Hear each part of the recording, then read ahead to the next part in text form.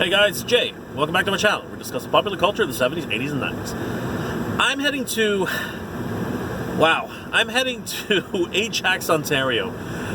That's quite a ways from where I live, but there's going to be a toy show today. And I was hoping to be able to maybe snag a few toys that I was been looking for. As well, I'm meeting up with a guy who has some interesting stuff. And I'm hoping to snag a few gems that I've been looking for a long time. Alright, just got to the convention center, and man, it is rammed here. There is nowhere to park. I've got to start looking around. So here I am, entering the hallway at the Ajax Convention Center, and I gotta tell you, it's a pretty nice place. Upstairs, they were also having a prop expo. I took a look later down at the end of the show, but I didn't do any filming, so we're not going to be able to see anything from out there.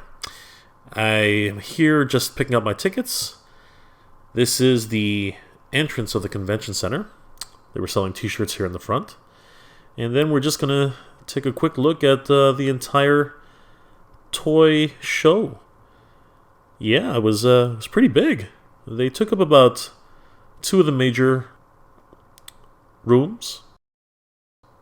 I believe that there were actually 3 divisions here. But yeah, you can see it's pretty big.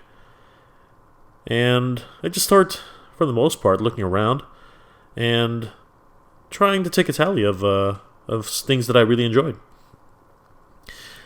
Of course, they had all types of things there. G.I. Joe cards there.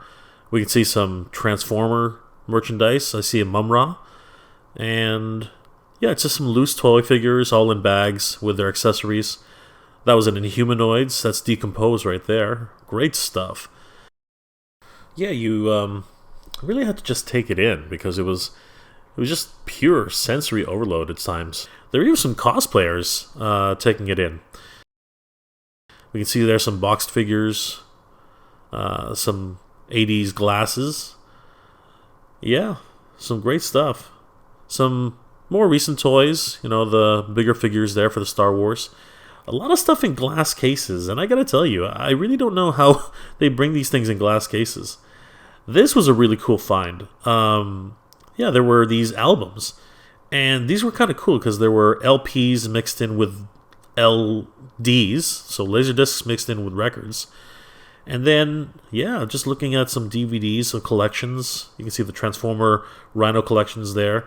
This was really cool. I just stumbled upon an old VHS tape, an official release of Thundercats Ho! The movie. And it was by the Video Collection.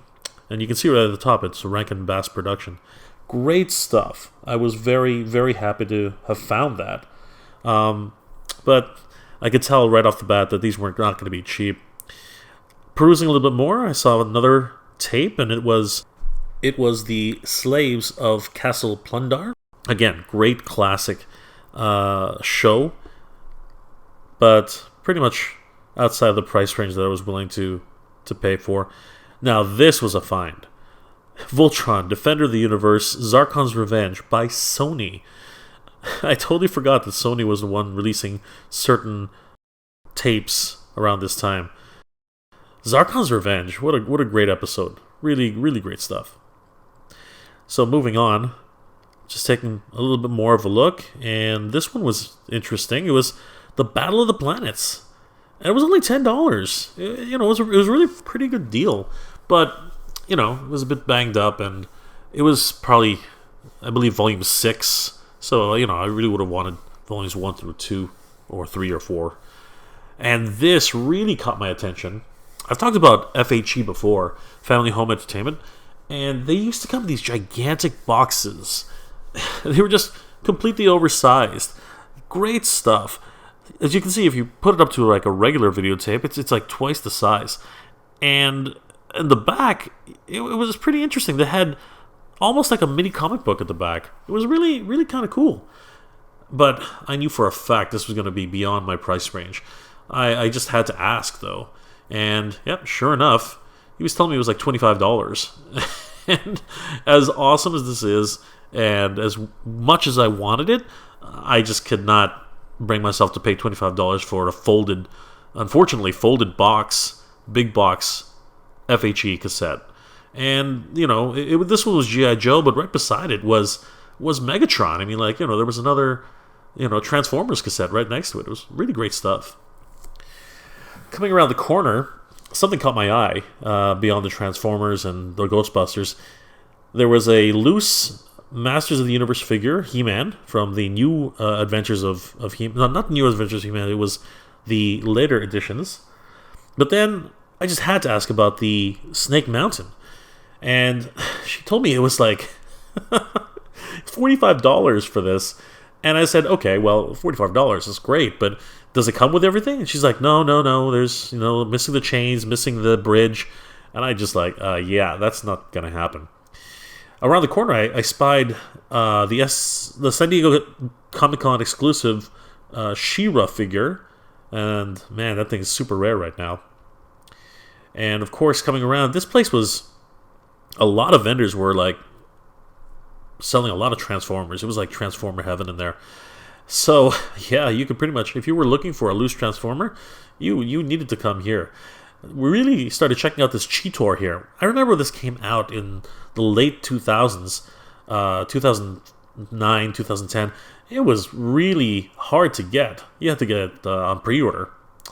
And then, a little bit more meandering around. It was a very interesting show. Definitely, if you're looking for something specific, you could definitely find it here. On this particular seller, we can see a Dukes of Hazzard car there, some Trolls, some Transformers, and here I found a few loose Masters of the Universe, and I had to see this. This was Battle Cat and He-Man riding atop of him, and you know what? You always have to stop whenever you see He-Man Battle Cat together. I just had to ask the seller how much he was asking for it, but he was busy with a client at the time, so I sort of went over to the other side of his table, saw a ton of Star Wars figures, and a whole bunch of bagged figures I couldn't recognize at first. And yeah, just a lot of reissues of Star Wars stuff. Finally, I got his attention, and somebody had already picked it up. Asked him how much it was, and he literally told me it was $80. $80 for He-Man and Battle Cat. It's not a bad price, that's for sure, but it's really way beyond my price range. Another vendor, this really caught my eye. He had a complete Castle Grayskull.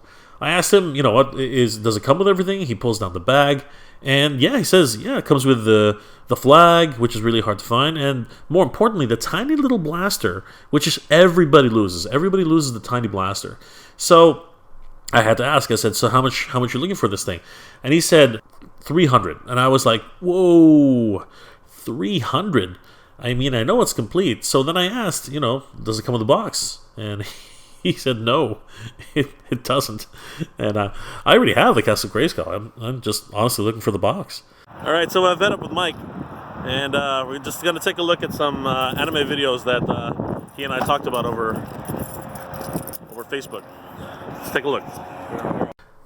So going through all these DVDs and cassettes, I pretty much picked them clean, and then it was back into the convention center to take a look at more toys. And yeah, just looking at a bunch of new other vendors. That Cobra playset really kind of caught my eye, but I was never really into G.I. Joes. I liked them, I enjoyed them, but I was more of a Masters of the Universe and Transformers fan. A few comic books I was actually surprised to see, and this seller, who had a ton of trading cards, whether they were Pokemon or baseball or hockey, some collectible cards.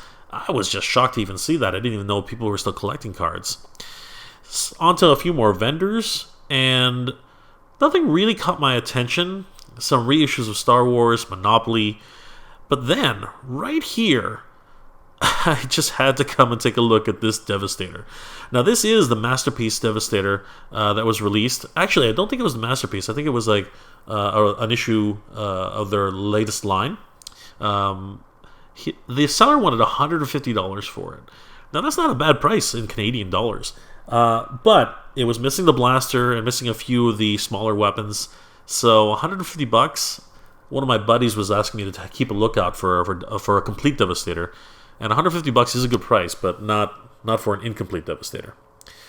So, coming around to one of the last vendors, I was looking around for something, and what really caught my eye this time was Battle Cat. Yep, it is Battle Cat, and I had to ask if they had He-Man. Unfortunately, they didn't have it.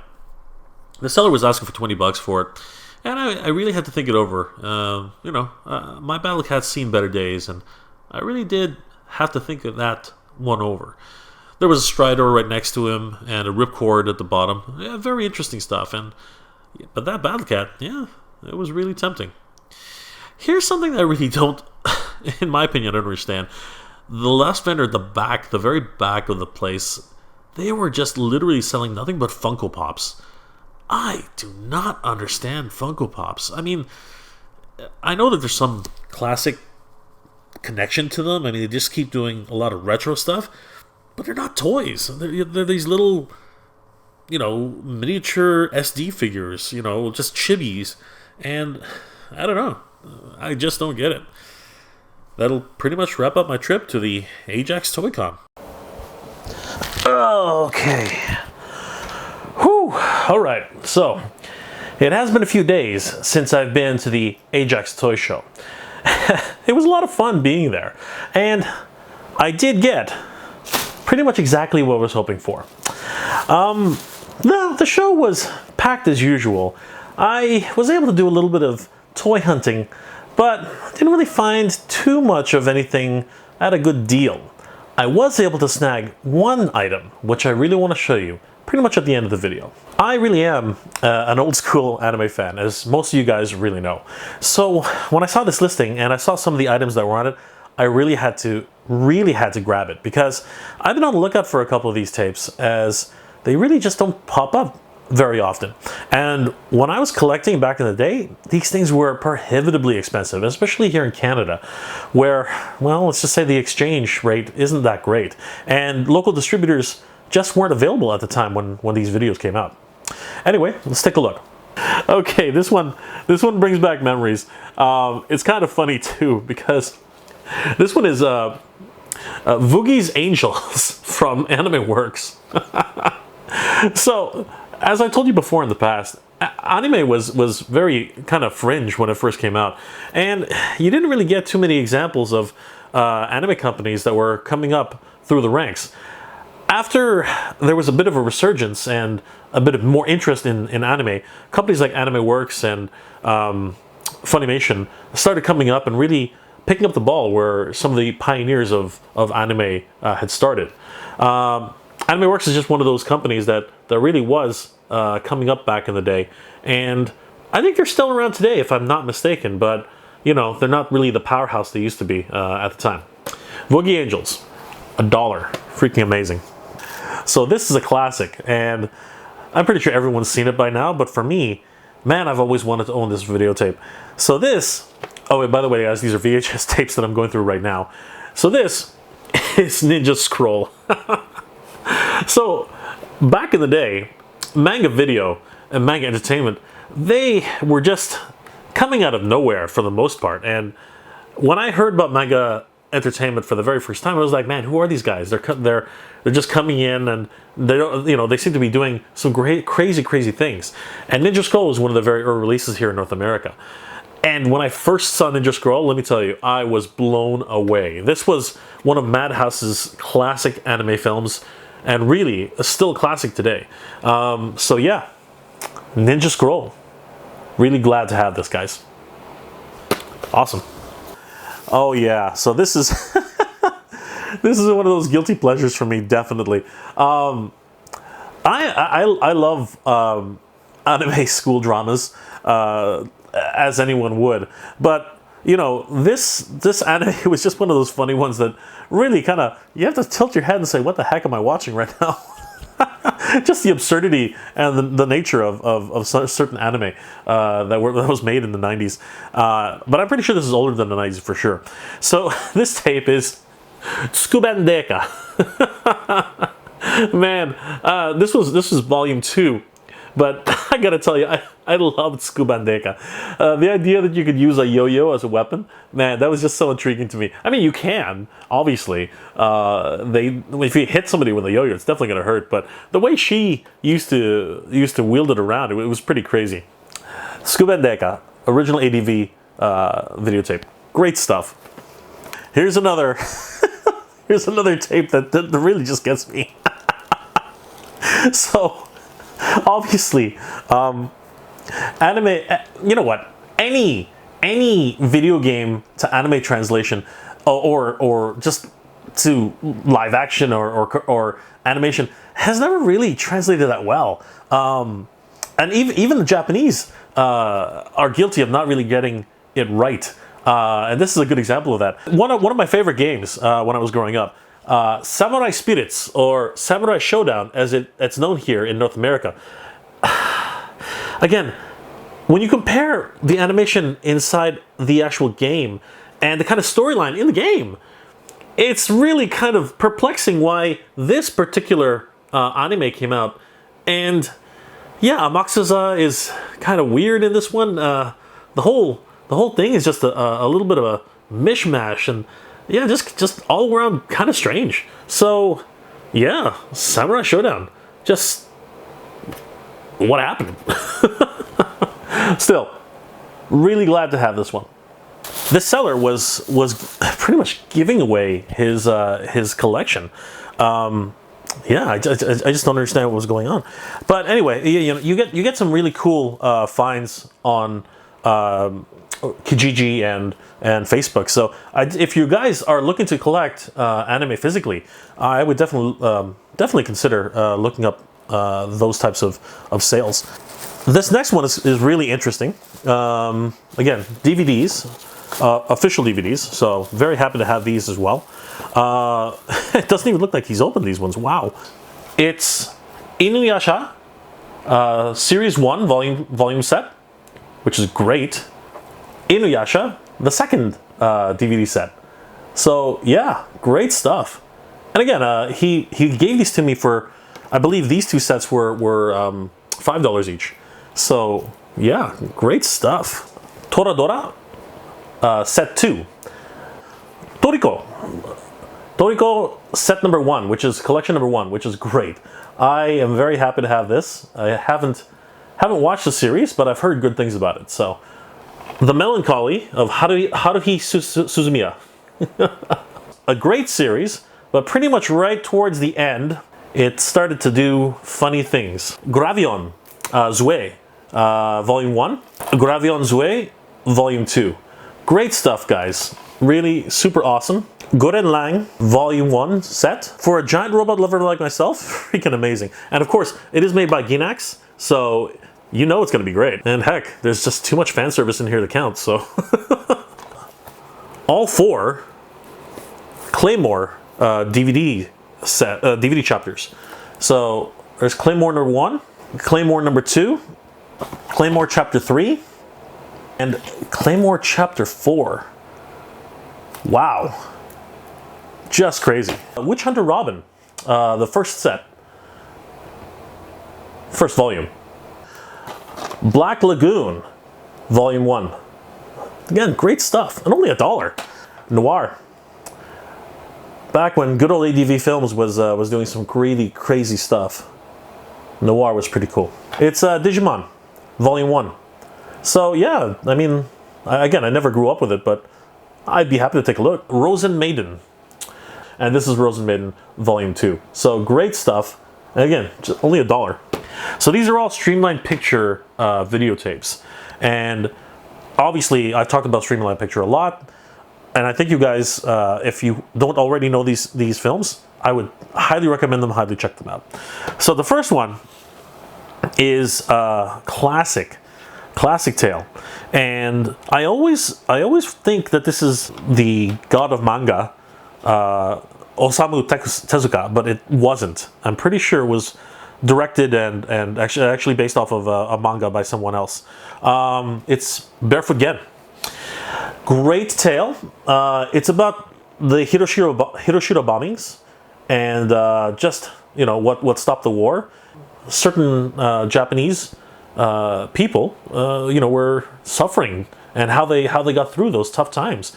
And actually, I believe it's based on a true story. Gen himself. So yeah, definitely one to check out if you haven't already seen it. Awesome anime film.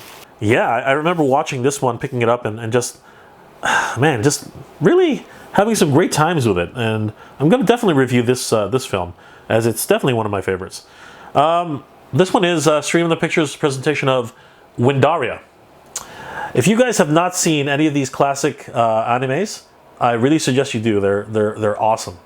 Really cool. And definitely I'm going to do a review of this one. But yeah, another wonderful gem. Really glad to have this videotape. Windaria. And last but certainly not least, this is actually the real reason why I went through all the trouble of actually heading all the way to Ajax and going to a toy show to meet up with somebody. This one, I've already done a review on this, but unfortunately, I don't know what happened. The rights holders just don't like having anybody talk about this film, but I like talking about it, so I'm going to do it again. Anyway, this film really was one of those great sci-fi films which I really fell in love with at the time, and has shades of Aliens and the occult and just great stuff. And of course, a wonderful shower scene, very reminiscent of Jason Voorhees or something like that, or Freddy in the bathtub. Great stuff, guys. Awesome anime film. I already talked about it, but unfortunately, again, it was taken down for whatever reason. Silent Mobius. Awesome film. I'm a huge Kiya Asamiya fan. Definitely one of the better sci-fi anime out there. And yeah, love it. Great film. It really is something everyone should take a look at. This is the first movie. It was released here by Streamline Pictures. There was a second movie. It never came out here, unfortunately, under the Streamline Pictures brand. But I believe in the 90s, the middle to late 90s, Bandai Entertainment ended up picking it up and released the first two movies as they were, as well as the television series. So great stuff. Yeah, so that's pretty much all of the crazy little things I was able to pick up for $1 each. You can see it's a huge stack. Amazing stuff. I was so happy to be able to get all this stuff for only $1 each. Particularly these 3 Streamline Pictures films, which I will never ever see again. So this is amazing. I'm collecting videotapes of anime. So guys, if you have some videotapes which are lying around and you want to get rid of them, drop me a line. I will definitely take them off your hands. But before we go, there was one tiny little gem I picked up, and I just had to take it. The price was right. Everything was right about it. And I just could not take this. The one toy which I was able to find at this toy show, which really, number one, brought me back to a time when I was just a little kid. At the same time, unfortunately, my version of this toy has seen better days, I'll put it that way. So when I saw this guy up for sale, I just had to pick him up. I had to pick up Battle Cat. This is an original 1983 Battle Cat. You can tell because the wear on it, and yeah, just awesome stuff. I love this. You know what? I love Battle Cat. I love the Masters of the Universe, as you guys well know. Amazing stuff. He's in pristine condition.